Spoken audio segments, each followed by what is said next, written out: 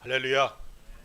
이 시간에도 우리가 말씀을 통해서 성령 하나님의 강한 임재를 사모하면서 또 은혜 가운데 거하는 시간 되기를 주의 이름으로 축원을 드립니다. 제가 늘 기도하는 그 기도 제목 속에 부인할 수 없는 성령 하나님의 임재하심, 일하심, 나타나시고 운행하시고 위로해 주심에 대해서 늘 기도하고 있습니다. 지난주부터 이제 오순절 성령 강림절까지 계속해서 성령 하나님으로 우리가 충만하게 되길 사모하면서 말씀을 전하기 원합니다. 오늘은 부인할 수 없는 성령 하나님의 임재에 대해서 말씀을 전하기 원합니다. 신약은 예수님께서 이 땅에 오셔서 십자가에 못 박혀 피 흘리심으로 하나님과 새롭게 언약을 맺은 것에 대해서 설명하고 있습니다. 분명 구약 성경을 통하여 약속하신 것을 이루신 하나님께서 예수 그리스도로 인하여 새롭게 맺은 약속들을 우리들은 믿음으로 받아들였고 하나님의 자녀요 하나님의 백성으로서 지금 이 자리에 모여 있습니다. 신약의 중심은 예수 그리스도십니다. 그분께서 오셔서 행하신 모든 일들은 하나님께 택함받은 사람들을 위해 행하신 일들이며 또한 그 일들을 통해 하나님께서 원하셨던 모든 것을 만족시키셨습니다. 물론 이 일은 죄를 범한 사람들을 하나님 앞에 설 수 있도록 하시기 위한 하나님의 뜻이라는 사실을 성경은 분명히 말씀하고 있습니다. 예수님께서 십자가에서 죽으시고 부활하심으로 하나님의 구원의 계획을 다 이루셨습니다. 그리고 이 구원의 일들을 이루어 나가시기 위해 예수님께서는 제자들을 택하셨고 그들을 세상으로 보내셨습니다. 그들을 통해 예수님의 십자가의 복음이 증거되기를 원하셨고 또한 이 일을 이루기 원하셔서 성령 하나님을 이 땅에 우리들에게 보내주셨습니다. 하나님의 구원의 약속이 이 땅에 우리들에게 전해지고 이루어지도록 하신 것은 성령 하나님께서 이 땅에 오심을 통해 이루어졌다는 사실을 잊지 않기를 주의 이름으로 부탁을 드립니다.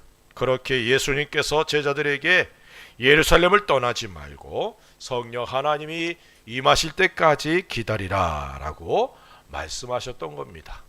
당시 예루살렘은 예수님을 십자가에 못 박아 죽이고 그리고 부활하신 예수님을 거부하고 예수님을 믿는 사람들을 적대시하면서 핍박하던 그런 도시입니다. 당장 떠나고 싶은 곳이지만 예수님께서는 떠나지 마라 라고 명령하셨습니다. 그리고 우리들이 잘 알고 있듯이 오순절에 모여 기도하던 제자들에게 성령 하나님이 임하심으로 예루살렘 교회의 시작이 되었고 세계를 향하여 복음이 확장되는 그런 출발점이 되었다는 사실을 우린 잘 알고 있습니다. 우리들이 끊임없이 기도하는 내용들 중에 하나가 부인할 수 없는 성령 하나님의 임재가 일어났던 사건을 우리가 살펴보면서 우리들에게도 부인할 수 없는 성령 하나님의 임재가 일어나기를 원하고 그런 우리들을 통해 복음의 확장이 일어나기를 원합니다. 오순절 성령 하나님의 임재하심은 제자들에게나 믿지 않는 사람들에게도 부인할 수 없는 사건이었습니다. 오늘 말씀을 중심으로 성령 하나님께서 임재하셨을 때 일어난 일들을 살펴보면서 은혜와 도전을 받는 그런 시간 되기를 바랍니다. 1절 보니까 이렇게 말씀합니다. 오순절 날이 이미 이름에 그들이 다 같이 한 곳에 모였더니 라고 말씀합니다.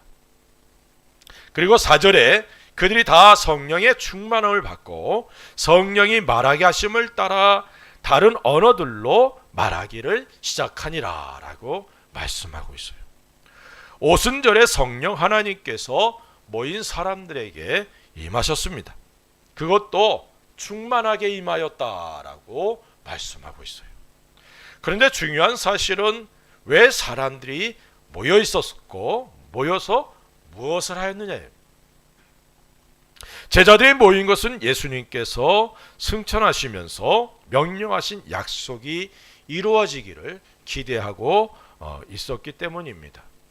예수님이 이 땅에 부활하시고 40일간 제자들과 함께 있으며 하나님의 나라에 대해서 말씀을 가르치셨습니다. 그리고 승천하시고 이제 10일째 되는 날, 오순절날 성령 하나님이 임하셨죠. 하나님의 약속은 믿는 자들에게 이루어진다는 사실을 잊지 않기를 주의 이름으로 부탁을 드립니다.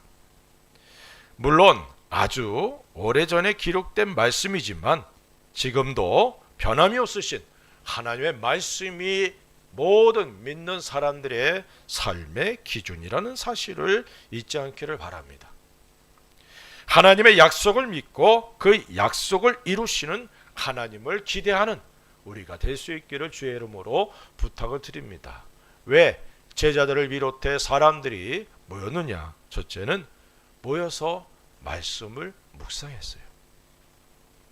사도행전 1장 20절에 이렇게 말씀합니다. 시편에 기록하였으되 그의 거처를 황폐하게 하시며 거기 거하는 자가 없게 하소서 하였고 또 일렀으되 그의 직분을 타인이 취하게 하소서 하였도다.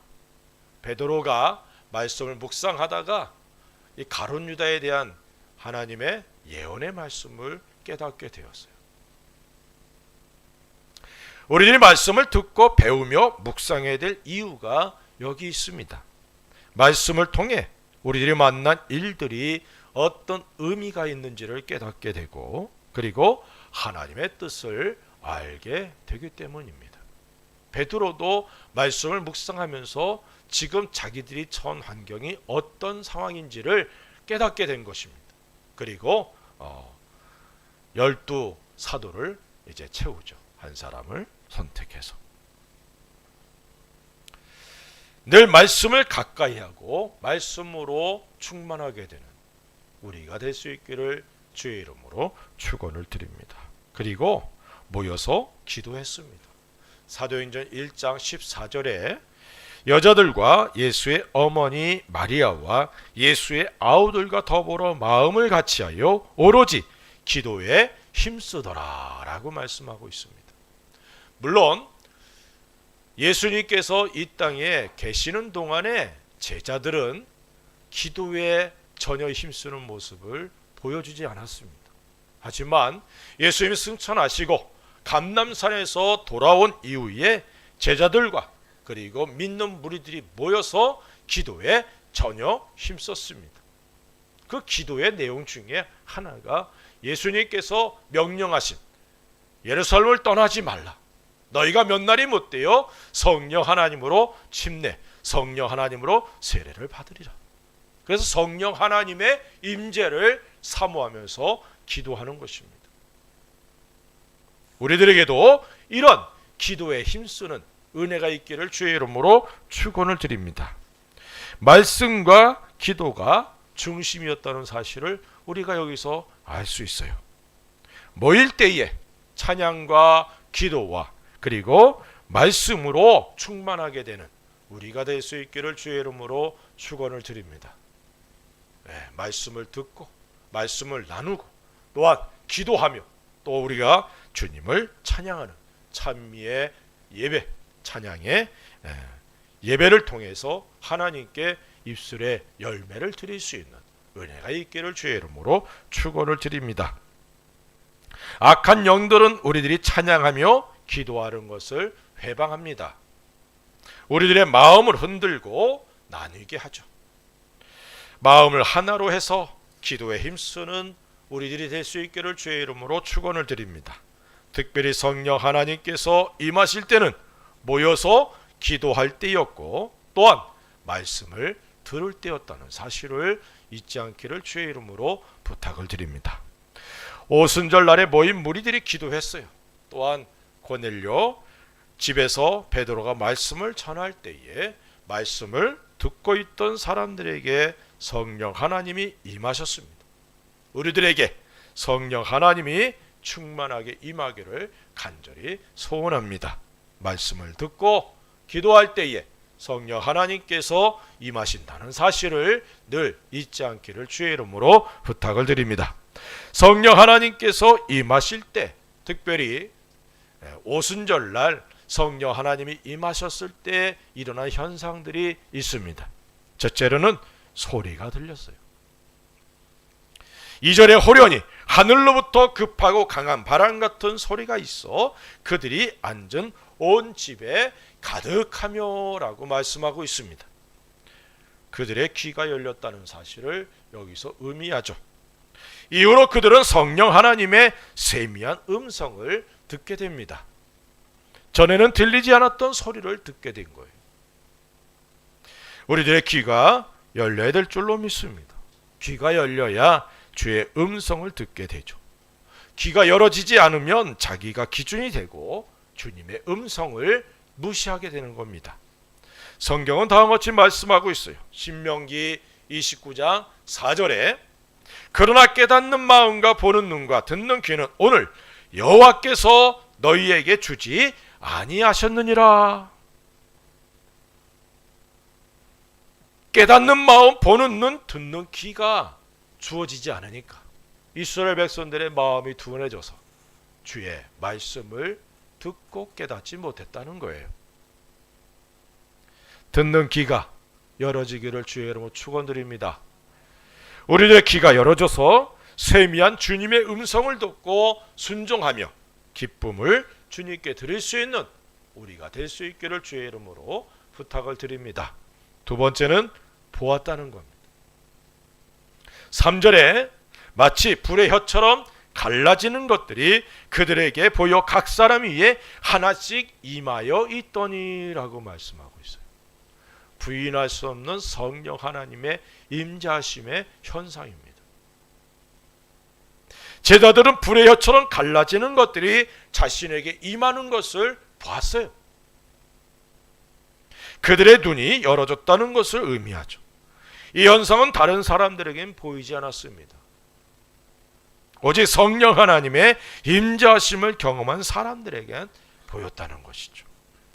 이들은 이후로 사람들이 보는 기준이 아닌 성령 하나님의 기준으로 보게 되는 은혜를 경험하게 됩니다. 베드로는 고넬료의 초청을 받아들여 그의 집으로 갑니다. 이방인인 고넬료와 교제한다는 것은 베드로에게 상당히 껄끄러운 그런 일이었어요. 하지만 하나님께서 말씀하심을 듣고 고넬료 그 가족에게 그 집에 왔습니다. 그리고 그들에게 복음을 전할 때에 성령 하나님이 그들에게 임하자 다음과 같이 말합니다. 사도행전 10장 47절에 이에 베드로가 이르되 이 사람들이 우리와 같이 성령을 받았으니 누가 능히 물로 세례 베품을 금하리요 하고 라고 말씀하고 있어요.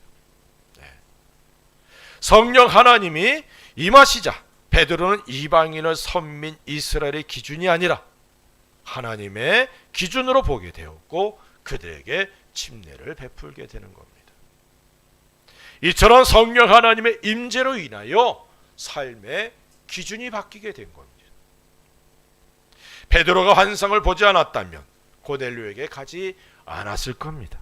하지만 그는 성령 하나님의 음성을 듣고 성령 하나님이 보여주심을 따라 움직이는 그런 사람이 되었다는 것이죠.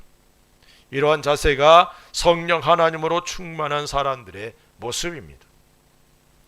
성령 하나님의 임재하심을 경험한 사람들의 모습, 성령 하나님의 인도하심, 그분의 음성을 따라 순종하는 삶을 살아가게 된다는 것이죠. 우리 모두에게 성령 하나님의 음성을 듣고 또한 성령 하나님의 임재하심을 통해 우리들의 기준이 하나님의 기준으로 바뀌는 은혜들이 임하기를 주의 이름으로 축원을 드립니다. 오해하지 않아야 될 것은 믿는 사람들에게 이미 성령 하나님이 임재해 계신다는 사실입니다. 여기서 성령 하나님의 임재라는 사실은 부인할 수 없는 성령 하나님의 임재, 이것을 우리가 사모하는 것은 계속된 성령 하나님의 임재를 경험하기를 원하는 것입니다. 이스라엘 백성이 광야길에 들어갔을 때에 성령 하나님의 임재하심, 하나님의 임재하심으로 불기둥 구름기둥이 늘 함께 했던 것처럼 내 삶에 성령 하나님이 나와 함께 하시는구나. 이 시간 성령 하나님이 나를 만지고 계시는구나. 성령 하나님의 임재를 경험하는 그런 은혜가 있기를 주의 이름으로 축원을 드립니다. 그럴 때 우리의 귀가 열어지고 우리의 눈이 열어지게 되는 것이죠. 세 번째로는 제자들의 입이 열렸어요. 4절에 그들이 다 성령의 충만을 받고 성령이 말하게 하심을 따라 다른 언어들로 말하기를 시작하니라 라고 말씀하고 있어요. 제자들은 성령 하나님으로 충만하게 되었고 성령님께서 임재하셔서 말하게 하심을 따라 다른 단어들로, 다른 언어들로 말하기를 시작합니다. 제자들의 입을 성령 하나님께서 주관하시고 있음을 보여줍니다. 제가 학생 때부터 늘 기도했던 것 중에 하나가 주님, 제게도 방언의 은사 주십시오. 얼마나 오래 기도했는지 모릅니다. 다른 사람들은 그렇게 쉽게 방언의 은사를 받는데 저는 방언의 은사가 안 나오는 거예요. 제가 학생 때 방언 받지 못하면 거의 좀 바보 취급 당할 정도로 방언의 은사가 굉장히 흔했거든요. 성경에도 성령이 임하시면 너희가 새 방언을 말하며 라고 말하잖아요. 신약 시대에 일어난 가장 큰 성령 하나님의 임재 현상 중에 하나가 방언의 은사입니다. 다른 사람은 방언 잘하는데 저는 안 되는 거예요. 얼마나 사모했는지 꿈에서 뭐 방언을 유창하게 해요. 깜짝 놀래가지고 성령 하나님이 이제 방언 주시나 보다 하고 새벽에 자다 말고 깨서 기도하는데 방언 안 돼. 그래서 여의도 순복음교회가 있기 전에 서대문에 있을 때 서대문에 그 교회가 있었거든. 순복음교회가. 거기서 집회를 한다 그래가지고 거기 갔었어요.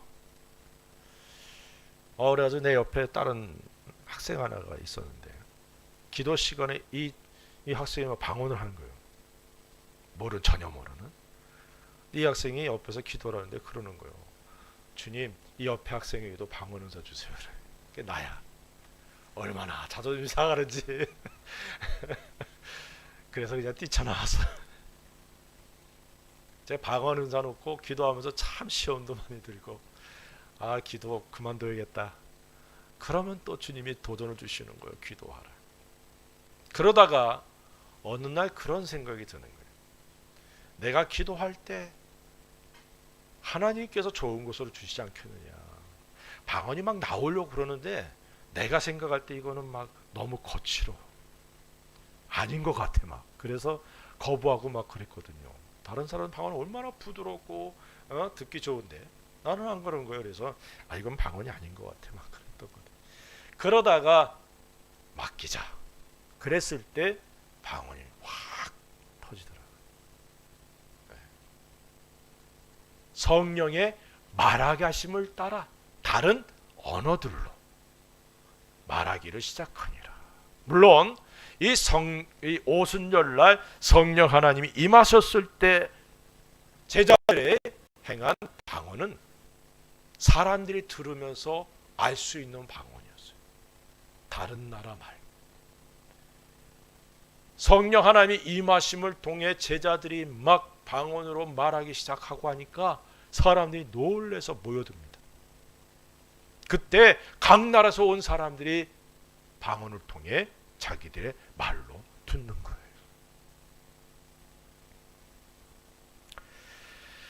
제자들이 성령 하나님으로 충만하사 그들의 입술이 열려 하나님께서 행하신 큰 일에 대해서 말하고 있는 겁니다. 우리들의 입이 열어져서 하나님께서 행해주신 큰 일들을 사람들에게 말하게 되기를 주의 이름으로 부탁을 드립니다. 물론 구원의 일과 삶 가운데 행해주신 일들을 간증할 수 있기를 주의 이름으로 부탁을 드립니다. 우리들의 입을 통해 또한 하나님을 향한 기도가 계속 끊어지지 않기를 바랍니다. 우리들이 늘 행해야 하는 것들 중에 하나가 기도죠. 기도는 하나님께서 우리들에게 요구하신 겁니다. 기도를 통해 일하시고 영광을 받으시는 우리 하나님이심을 믿으시기 바랍니다. 하나님께서 계획을 갖고 계시는데 그 일이 이루어지기를 위해서 우리가 기도해야 된다라고 말씀하고 있어요. 에스겔서 36장 37절에 이렇게 말씀합니다. 주 여호와께서 이같이 말씀하셨느니라. 그래도 이스라엘 족속이 이같이 자기들에게 이루어 주기를 내게 구하여야 할지라 내가 그들의 수요를 양떼같이 많아지게 하되라고 말씀하고 있어요. 하나님께서 이스라엘 백성을 향한 계획을 갖고 있는데 그 계획이 이루어지기를 위해 너희들이 기도해라 라고 말씀하고 있습니다. 바벨론의 멸망을 당해 포로가 된 이스라엘 향한 회복을 계획하고 계신 하나님이십니다. 하지만 하나님께서 이 일을 이루시기를 원해서 기도할 것을 요구하고 있다는 것이 우리들을 향한 하나님의 뜻이 이루어지기 위해 끊임없이 기도하는 우리가 되어야 될 줄로 믿습니다. 그리고 6절과 7절에 보니까 성령 하나님이 강하게 임하셨어요. 부인할 수 없을 그런 현상들을 가지고 성령 하나님이 임하셨는데 그 모습을 보며 사람들의 반응이 두 가지로 나타납니다. 6절과 7절에 이렇게 말씀합니다. 이 소리가 남에 큰 무리가 모여 각각 자기의 방언으로 제자들이 말하는 것을 듣고 소동하여 다 놀라 신기하게 여겨 이르되 보라 이 말하는 사람들이 다 갈릴리 사람이 아니냐. 사람들은 제자들이 성령 하나님께서 말해 가심을 따라 기도하자 그 소리를 듣고 놀랐어요. 모인 무리가 약 120명 정도가 되었다. 그리고 소리를 치며 기도하는 거예요. 얼마나 그들도 놀랐겠어요. 자신들의 의지가 아니라 성령 하나님의 말하계심을 따라 말을 하기 시작하니까 그 소리를 듣고 사람들이 모여들었어요. 물론 이들의 반응이 두 가지로 나타납니다. 하나님께서 행하신 큰 일에 대해 들으면서 놀랐어요. 반면에 모든 일들을 무시하고 저들이 술에 취했구나 이렇게 생각하고 조롱하는 사람들도 있었다는 겁니다. 하나님께서 행하신 일들과 예수 그리스도께서 행하신 일들을 보면서도 두 가지 반응이 나타났죠. 나사로가 무덤에서 걸어나온 현장에 있던 사람들 중에 많은 사람들이 예수를 믿었습니다. 하지만 그들 중에 일부는 대제사장들에게 가서 그 일을 말해요. 그리고 그 일로 인해서 예수님께 더 큰 핍박이 오게 되었습니다. 이처럼 성령 하나님께서 임하신 현장에서도 놀라는 사람과 조롱하는 사람으로 나뉘었다는 겁니다. 우리들이 복음을 전하면 여러 반응들이 나타납니다. 반대하거나 받아들이거나 아니면 무관심하게 반응하는 그런 모습들이죠. 이런 반응들은 그 어느 시대에도 있었다는 겁니다. 노아가 하나님의 말씀을 듣고 방주를 만들었습니다. 물론 그 일에 동참한 사람들은 오직 노아의 가족뿐이었죠. 베드로후서 2장 5절에 보니까 옛 세상을 용서하지 아니하시고 오직 의를 전파하는 노아와 그 7 식구를 보존하시고 경건하지 아니한 자들의 세상에 홍수를 내리셨으며 라고 말씀하고 있어요. 의를 전파하는 노아라고 말씀하고 있습니다. 하나님의 말씀을 듣고 노아는 묵묵히 가족들과 함께 방주를 만들었다는 것이 아니에요. 의를 전파했다. 다시 말하면 하나님께서 물로 심판하신다는 사실을 전파했다는 겁니다. 그런데 사람들은 노아의 말에 귀를 기울이지 않았어요. 무시했습니다. 그리고 그대로 홍수로 모두 죽고 말았죠. 사람들의 반응이 어떠하든지 우리들이 해야 할 일들을 행해야 한다는 사실을 다시 한번 마음에 새길 수 있기를 주의 이름으로 부탁을 드립니다. 성령 하나님이 임재한 결과가 있습니다. 첫째는 복음이 전파되었어요. 36절에 이렇게 말씀합니다. 그런즉 이스라엘 온 집은 확실히 알지니 너희가 십자가 못 박은 이 예수를 하나님이 주와 그리스도가 되게 하셨느니라 하니라 라고 말씀합니다. 성령 하나님이 임하시자 제자들은 자연스럽게 예수님의 십자가의 죽으심과 부활에 대해서 말하기 시작합니다. 제자들에 의해서 복음이 증거되기 시작합니다. 여기서부터 시작된 복음 전파는 전 세계로 퍼져나갔습니다. 이 복음이 오늘 우리들에게 전해졌고 그 복음으로 인해 구원을 받아 주님의 몸인 교회를 이루는 지체들이 되어 있습니다. 우리에게 이미 성령 하나님이 임해 계심을 감사하시기 바랍니다. 우리들을 통해 예수님의 복음이 증거되고 복음이 확장되는 은혜가 임하기를 간절히 소원합니다. 주여 내 입이 열어지게 하옵소서. 둘째로 구원받는 사람들이 일어났어요. 40절과 41절에 이렇게 말씀합니다. 또 여러 말로 확증하며 권하여 이르되 너희가 이 패역한 세대에서 구원을 받으라 하니 그 말을 받은 사람들은 침례 세례를 받음에 이날의 신도의 수가 3,000이나 더하더라. 개역 성경에서는 제자의 수가 이렇게 번역을 했죠. 성령 하나님의 임재는 곧 복음의 증거로 연결되었습니다. 성령 하나님의 임재와 일하심과 나타나심 모두는 예수 그리스도의 복음을 증거하는 그런 통로, 도구라는 사실을 잊지 않기를 바랍니다. 복음서와 서신서 모두에서 성령 하나님은 예수 그리스도의 복음을 증거하는 분으로 나타납니다. 그리고 복음 증거를 통해 사람들이 구원을 받게 되죠. 베드로를 비롯한 사도들이 복음을 증거하자 사람들은 찔림을 받았고 회개하고 예수님을 영접합니다. 복음은 영혼을 살립니다. 마지막 아담으로 오신 예수님은 죽은 영혼을 살리고 하나님 앞에서 의롭다함을 얻도록 하시기 위해서 오셨습니다.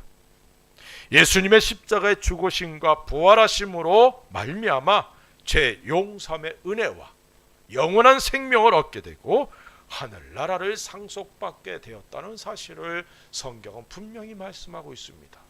사도행전 4장 12절에 이렇게 말씀합니다. 다른 이로서는 구원을 받을 수 없나니 천하 사람 중에 구원을 받을 만한 다른 이름을 우리에게 주신 일이 없음이라 하였더라 라고 말씀합니다. 하나님께서는 사람들이 구원을 얻을 수 있는 통로로 오직 예수님만을 허락해 주셨다는 것입니다. 요한복음 14장 6절에 예수께서 이르시되 내가 곧 길이요 진리요 생명이니 나로 말미암지 않고는 아버지께로 올 자가 없느니라. 예수님만이 길입니다. 예수님 이외로는 아버지 하나님께로 갈 수가 없어요.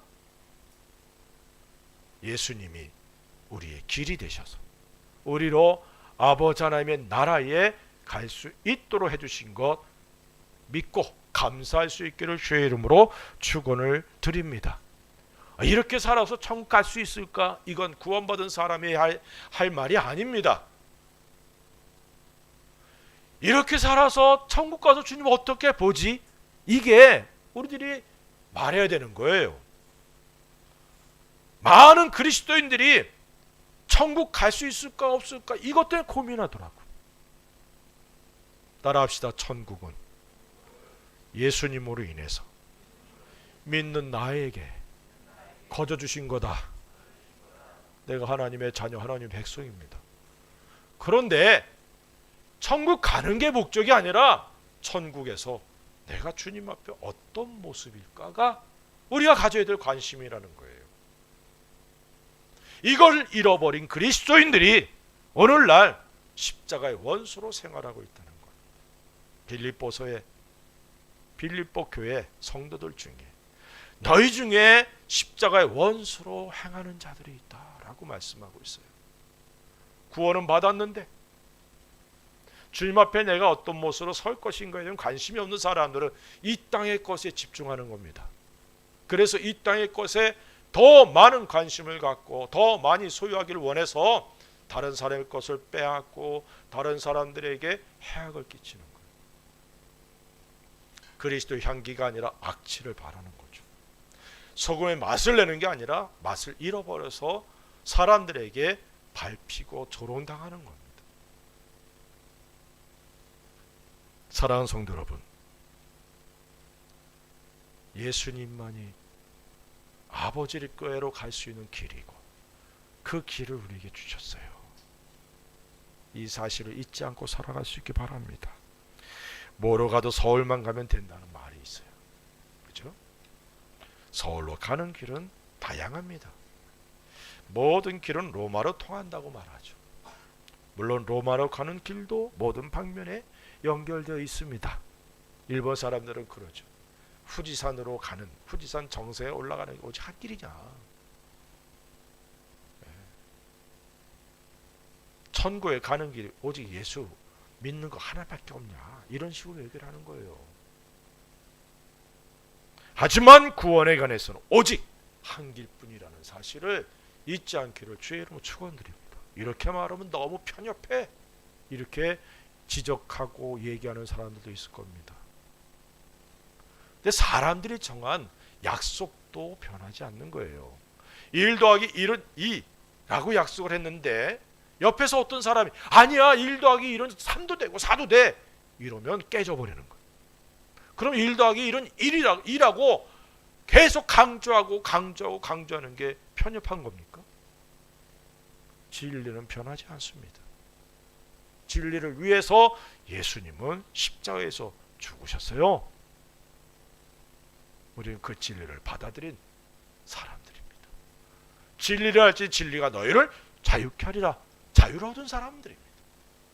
그렇기에 복음에 대해서 전혀 의심하지 않고 우리가 예수님을 영접하고 구원을 받아 아버지 하나님이라 라고 하나님을 부를 수 있게 되었다는 사실을 잊지 않기를 주의 이름으로 축원을 드립니다.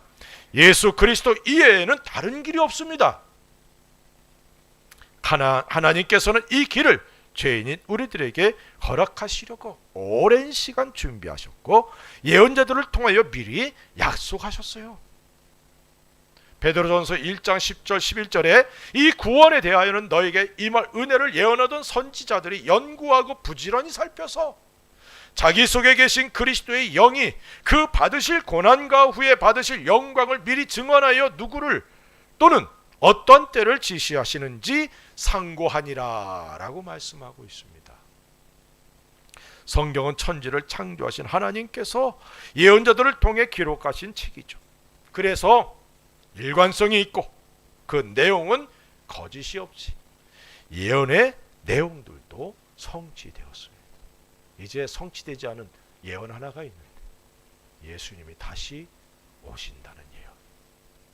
우리는 그 주님이 다시 오실 날을 사모하며 살아가는 그리스도인들입니다. 얼마나 감사한지. 말세 지말이라 그러지 않아요? 예수님이 오실 날이 점점 가까워오고 있습니다. 그 날이 우리는 영광을 얻게 되는 날임을 믿으시기를 주의 이름으로 축원을 드립니다. 우리의 믿음의 근거는 내 감정이 아니라 환경이 아니라 말씀이라는 사실을 잊지 마십시다. 우리들의 믿음이 흔들리는 경우 하나님의 말씀보다는 자신의 감정이나 환경을 바라보기 때문입니다. 수시로 바뀌는 이런 것들에 우리들의 믿음이 기초를 거기에 두면 안 된다는 거죠.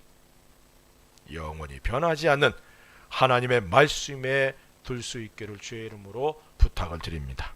복음은 영혼을 살리는 유일한 길이라는 사실을 잊지 마십시다. 그리고 이 복음을 전하도록 우리들이 택함을 받았다는 사실도 잊지 않기를 바랍니다.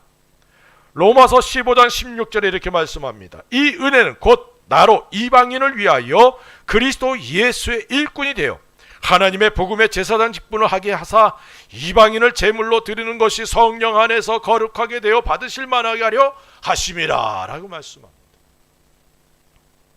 사랑하는 성도 여러분, 우리들이 바로 내가 복음의 제사장으로 이 시대에 존재하고 있다는 사실을 잊지 않기를 주의 이름으로 축원을 드립니다.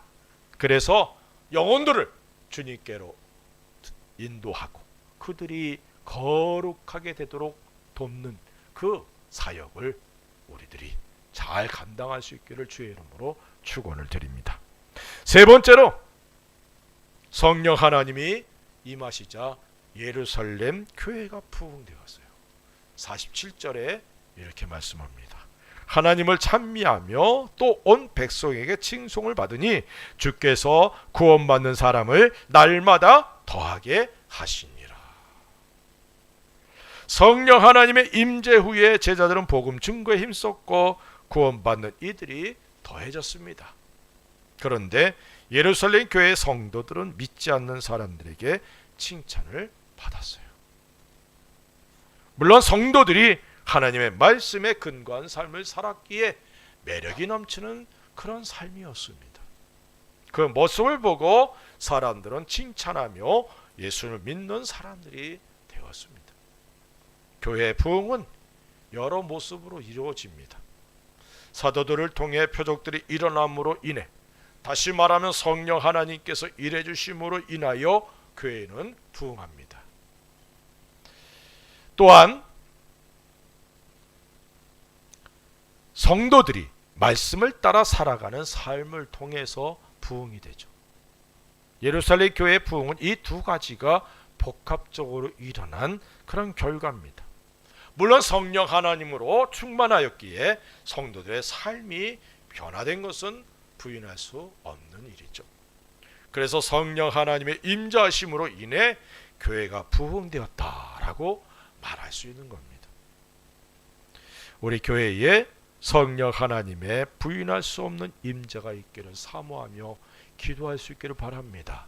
우리가 찬양할 때, 기도 드릴 때, 예배 드리며 말씀을 들을 때 성령 하나님께서 임하셔서 우리를 만져주시고 우리의 모든 것을 열어주시는 은혜가 있어서 말씀이 깨달아지고 그 말씀이 내 마음을 흔들고 그리고 그 마음을 강하게 붙들어주는, 우리의 믿음이 자라가게 되는, 흔들렸던 심령이 담대하게 되는 은혜가 있기를 주의 이름으로 축원을 드립니다. 이미 우리들 가운데 성령님이 계심을 우리가 잘 알고 있습니다. 성령 하나님의 임재를 강조하면 내가 아직 성령 하나님의 임재했어요? 안 하셨나? 이렇게 또 오해할 거 자꾸 말씀드리는 거예요. 성령 하나님이 내 속에 임해 계십니다.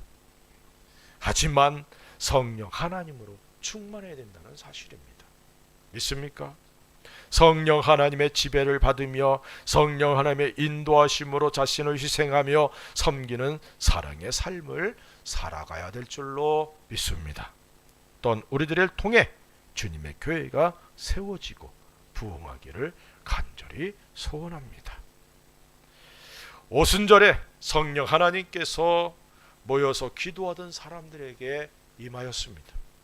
성령 하나님께서 임하심으로 귀가 열리고 눈이 열리고 입이 열어졌어요. 제자들을 통해 하나님께서 행하신 큰 일에 대해서 사람들이 듣게 되었습니다. 베드로를 비롯한 사도들이 복음을 전하자 예수를 믿고 회개하고 침례를 받은 사람이 3,000명, 남자의 수만 3,000명이었습니다.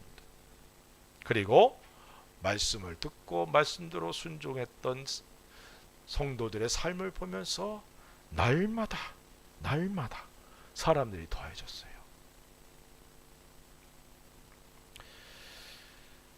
우리 교회가 예루살렘 교회와 같기를 간절히 소원합니다.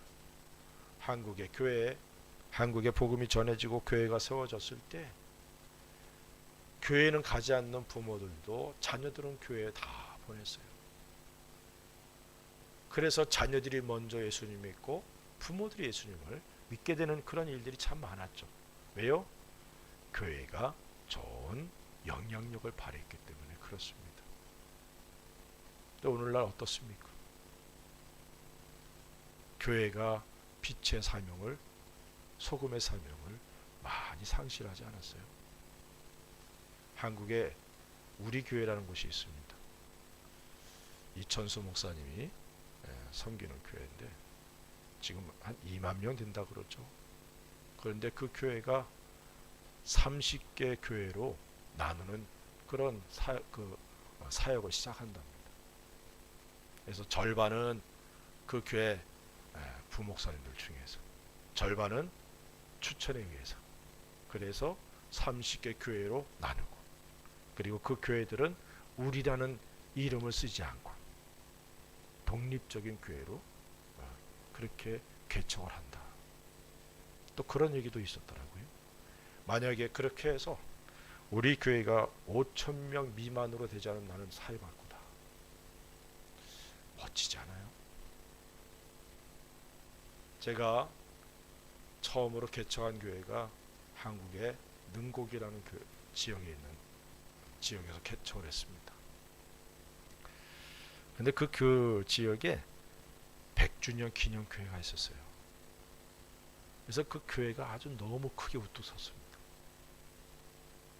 작은 교회들 개척해가지고 막 교회들이 열심히 전도하면 100년 됐으니까 얼마나 뿌리가 깊습니까? 그래서 거기 교회 다니는 장로님이나 권사님이나 집사님들이 우리 교회 한번 갑시다 그러면 나 지금 교회 다니는데요. 어느 교회 다녀요? 어느 교회 다니고 있어요. 왜 그렇게 작은 교회가 우리 교회가 다 끌고 가는 거예요. 그 얘기를 들었어요. 뭐 우리는 이제 개척한 지 얼마 안 됐으니까. 근데 기도를 하는데 주님이 감동 주시기를. 예수님이 하나님께서 포도원 주인이신데 포도나무를 보고 올해 풍년이구나. 그런데 그 중에 한 포도송이가 다른 줄기의 포도 그 영양분을 다 흡수해서 하나만 엄청 크고 나무는 쪼글쪼글쪼글해. 그러면 그걸 보고 포도 주인이 보면서 올해 포도 농산 풍년이구나 이러겠냐고요. 가지치기 해주죠. 왜 그렇게 합니까? 골고루 맺도록. 그래서 저는 그런 기도를 그때 드리기 시작했어요. 작지만 건강한 교회들. 우리 교회가 이걸 놓고 기도합니다. 워낙 오고 가는 사람들이 하도 많다 보니까 열매가 없는 것 같아서 참 힘들지만 한국에 가서 얼마나 신앙생활 잘하는지 몰라요. 물론 우리 동경 살아있는 교회가 이 기도를, 이 꿈을 잃지 않기 바랍니다.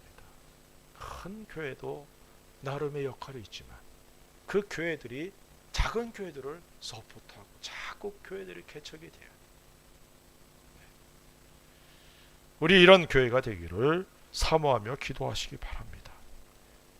우리들을 통해 예수님의 복음이 증거되고 많은 사람들이 구원을 얻으며 교회가 부흥되도록 쓰임을 받게 되기를 바랍니다. 우리들의 삶이 사랑의 삶이 되어서 매력이 넘치게 되고 그리스도의 향기를 발하게 되기를 바랍니다. 우리들의 생애가 주님께 영광과 찬양을 돌리게 되고, 그래서 우리 주 예수 그리스도께 영광을, 또 이 땅에 예수님의 이름이 증거되게 되는 그러한 놀라운 역사가 일어나기를 우리 주 예수 그리스도의 이름으로 간절히 축원을 드립니다.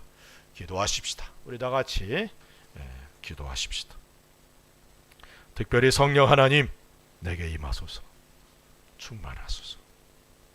사도행전 4장에도 보면 제자들이 성령 하나님의 임재 속에 충만함을 받았어요. 이미 성령 하나님의 임재 속에 충만했던 사람들이 다시 충만했다는 거죠. 주여 내게 부인할 수 없는 성령 하나님의 임재하심을 허락하시고 주의 몸된 교회 그런 은혜가 있게 하옵소서. 내 귀가 열어지고 눈이 열어지고 입술이 열어지는 역사가 일어나게 하시고 나를 통해 복음이 증거되고 구원받는 무리들이 일어나고 교회가 부흥되는 역사가 일어나게 하옵소서. 우리 같이 한번 기도합니다. 할렐루야. 아버지 하나님, 감사와 찬송 돌립니다. 이 시간 부정한 종과 성도들이 계속 기도하는 부인할 수 없는 성령 하나님의 임재하심에 대해서 말씀을 전했습니다. 주여,